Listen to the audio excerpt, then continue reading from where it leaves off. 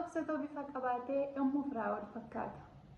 Baay'ee obsitee irrammoo carraa baay'ee bareedaa argatte jechuudha. Ashamaa akka hordoftoonni yuutuubii Masarata nagaa keessanii an nagaadha. Gooftaaf haa galatu. Chaanalii kanaaf haaraa warri taatanii subscribe godhaa, like godhaa. Yaada qabdan immoo koomentii jala naaf share godhaa isiniin jedha. Mallattoo gurraattii sana tuqaa jechuudha. Yeroo hundumaa ergaa sirraa dabarsuu simbira waan ga'uuf jechuudha. Egaa mucayyoon kuni yeroo dheeraadhaaf sooshaal miidiyaa kanarra naannessaa turanii haadha manaa reedii akka taate, haadha manaa reedii kan ishii duraa akka taate ni beektu jedhee yaada. Yeroo dheeraadhaaf maqaa ishii balleessaa gurraachessaa jechoota hin taane ittiin dubbataa turan jechuudha sooshaal miidiyaa kanarratti argaatii turre. Haa ta'u malee mucayyoon kun garraamii obsa qabeettii nama hamla qabudha. Guyyaa tokko sooshaal miidiyaa kanarratti baatee waa hamaa isheedha dubbatu argee hin beeku jechuudha. Baay'ee namatti toluu fi garraamii kan taate jechuudha. Har'a garuu carraa baay'ee bareedaa kan ta'ee fi carraa baay'ee kan namatti tolu hundumtuu deemuuf kan hawwu carraa biyya hambaa yookiis immoo carraa biyya Kanaadaa argattee jirti jechuudha. Akkuma beektanii Kaayiroo keessadha kan isheen turte jechuudha. Yeroo dheeraadhaaf achi kan turte haadha firaa jechuudha. Abbaa manaa ishee reedii irraa erga gargar baatee turteetti jechuudha. Haadha manaa biraa akka irratti fuudhee hundi keessaniyyuu ni beektu. Haa ta'u malee garuu karaa tokko yoo sitti cufamee karaa biraa namaaf hin banama jechuudha. Waaqayyo irraa taananii eenyutu sitti cufuu hin danda'u. Namni yoo sitti cufee, namni yoo gadi si qabee, waaqayyo gadi si hin qabin malee inuma deebitee ol jetta jechaadha. Inuma deebitee mul'atta jechaadha. Haa ta'u mucayyoon kun yeroo dheeraadhaaf jechama baachaa turte. Wantoonni baay'ee gaafa itti dubbatamu obsaa turte. Har'a immoo garuu fuulli ishii gadditee namni hifeef jechuudha. Fuulli ishii gammadee jechuudha. Inni obboleettii koo baga gammadde. Baga waaqayyo si qarqaaresin jedha. Baay'ee siif gammadeera. Kanuma caalayyuu milkooftee, kanuma caalayyuu jireenyi kee geeddarame lafa guddaa akka geessu abdiif amantiin qaba. Waaqayyoon koo immoo si haa gargaaru. Jabaadhu. Ati jabduu namaati. Dhugaa dubbachuuf fakkeenyota shamarraniiti jechuudha. Obsi maal akka ta'u, obsuun maal akka ta'e gadi fageenyaan nu barsiiftee jechuudha.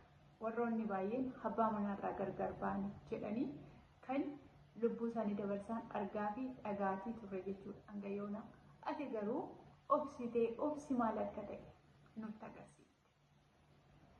Namaanii yoo jibbamu namarraa nama jaallatturraa yoo gargar ba'an dhaabbachuu akka danda'an, mul'achuu akka danda'an, milkaa'uu akka danda'an nutti agarsiifte jechuudha. Gooftaan baraaf jireenya kee eebbisu. Dhugaa dubbachuu fi waan baay'ee akka kootti waan baay'ee sirraa baradhe jechuudha. Shamarran baay'een gaafa hiriyaa isaan irraa gargar ba'an, nama jaallatan gaafa dhabanii injiraadhu jedhanii kan of ajjeesan baay'ee isaaniitu jira. Kan lubbuu isaanii dabarsan baay'ee isaaniitu jira. Ati garuu sana yaaddattuu hin taane milkaa'umsa yaadde. Mul'ata fuuldura keetii yaadde. Bor maal akka taatu cimsitee ofitti himtee jechuudha. Waaw! Baay'ee kan namatti toluu fi baay'ee kan nama jajjabeessu, barumsa gaarii kan namaaf ta'udha jechuudha. Kanatti nu barsiifte. Innaa baay'ee namatti tola. Baay'ee siif gammadeera. Baay'ee natti tole jechuudha. An karaa mataa kooti. Innaa waaqayyoon karaa deemtu hundumatti si haa milkeessu. Kanuma caalayyuu milkooftee lafa guddaa geessee akka arginu abdiif amantii qaba. Asumaan obboloonni abdii kutattanii lubbuu keessanitti faraddan, abdii kutattanii mul'ata fuuldura keessan akka hin geenyeef ofii keessanii of sakaaltanii, ofii keessaniif ofiitanii lafa sanitti aftaniif kun barumsa guddaa isiniif ta'a. Namni yoo si dhiisee ati ofii kan keetti ofitti amanamummaa yoo ofitti himte gargaarsa namaa tokkoo malee gargaarsa nama kan biraa malee ofii kan keetii milkaa'uu akka dandeessu, ofii kan keetii ce'uu akka dandeessu, ofii kan keetii dhaabachuu akka dandeessu fakkeenya mucayyoo kanaatiin yoo ofiitti himte lafa kamiyyuu ga'uu dandeessa jechuudha. Ofii kan keetii garuu yoo of cabsite ofii kan keetii garuu hin danda'u jettee yoo ofitti himte eeyyee ati hin dandeessu. Nan danda'a jettee ofitti himte garuu wanti lafa kanarraa hin danda'amne tokkollee hin jiru. Wanti har'a sitti ulfaatu akka ba'aatti guyyaa tokko ba'asuu sirraa kufee ofii kan keetii yoo of raajeffachiifta. Sababiinsaa wanti darbinee lafa kanarraa hin jiru jechuudha. Rakkinni kamiyyuu ni darba. Hiyyummaan kamiyyuu ni darba. Dhiibamuun kam jibbamuun kam ni darba. Maaltu beeka? Namni har'a si jibbee boru si barbaadee si dhabuu danda'a bara. Namni har'a si gatee boru si argachuudhaaf si barbaadee si dhabata. Maaltu beeka? Jireenyi faalladha. Har'a yoo gadi buute boru ol ba'uu dandeessa. Har'a yoo hiyyoomte boru sooromuu dandeessa. Har'a dhukkubsataa yoo taate boru fayyuu dandeessa.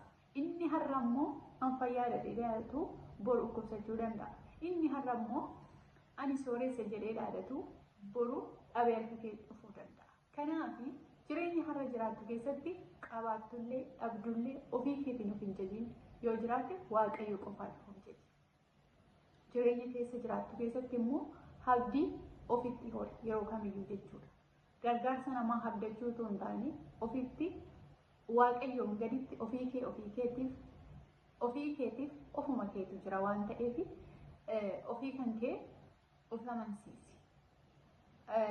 Walumaa qabatti barumsa guddaa naaf taate mucaan kuni sinirree obboloota warroonni habdii kutannaa keessa jirtan lafa keessa jirtanitti naannoo mandaraa jirtan keessa biyya keessa jirtanitti an abdiin qabu jettanii lubbuu keessanitti warri faraddanii mucayyoo kanarraa waa baradhaati. Jireenya keessa boruutiif yaadiiti. Waan gaarii yaadii waan gaarii godhi.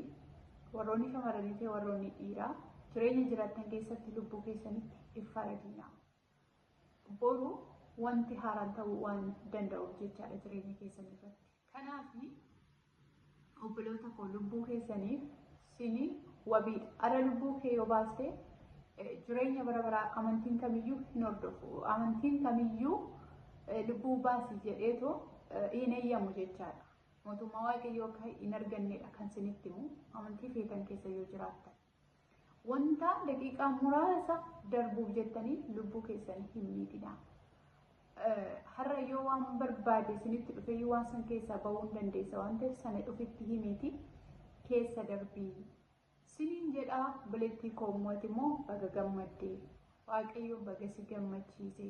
Warroonni akka mucayyoo kanaa haala mijanne keessa jiraatan yoo jiraatan akka mucayyoo kanaa guyyaa tokko siniif darbuu isaa waan hin oolle ofitti maatii jabaadhaa hojjedhaa lafa jirtanitti siniin jedhaa.